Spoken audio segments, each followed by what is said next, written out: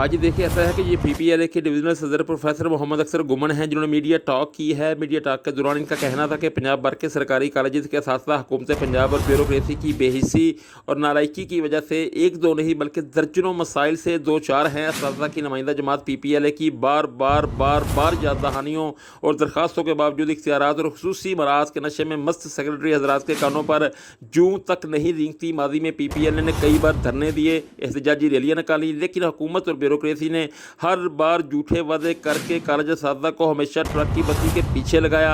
अभी तक कॉलेज असातिज़ा को कोई वादे और काबिल अमल सर्विस स्ट्रक्चर नहीं दिया गया। पे एंड सर्विस प्रोटेक्शन का मामला 36 दिन के धरने के बावजूद हल नहीं हुआ। तरक्की का अमल, प्रमोशन लिंक ट्रेनिंग और दूसरे हीले बहानों की वजह से सुस्त रवि का शिकार है।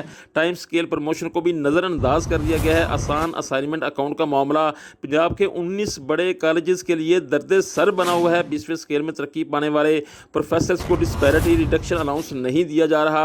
5 दर्जाती प्रमोशन फार्मूले पर यकीन दहानियों के बावजूद रत्ती पर भी पेशरफ्त नहीं हुई। हालांकि ये फार्मूला पीटीआई की हुकूमत केपीके में नाफज कर दिया है। पीपीएलए के सदर और दीगर ओहदेदारान चौधरी मोहम्मद अनवर वरिया, राशिद अब्बास चीमा, जवाद आसफ, इमरान सुहेल चीमा और अरशद सियालवी ने वज़ीर आला पंजाब चौधरी परवेज़ इलाही से मुतालबा किया है कि कॉलेज असातिज़ा के मसाइल को तरजीही बुनियादों पर हल किया जाए।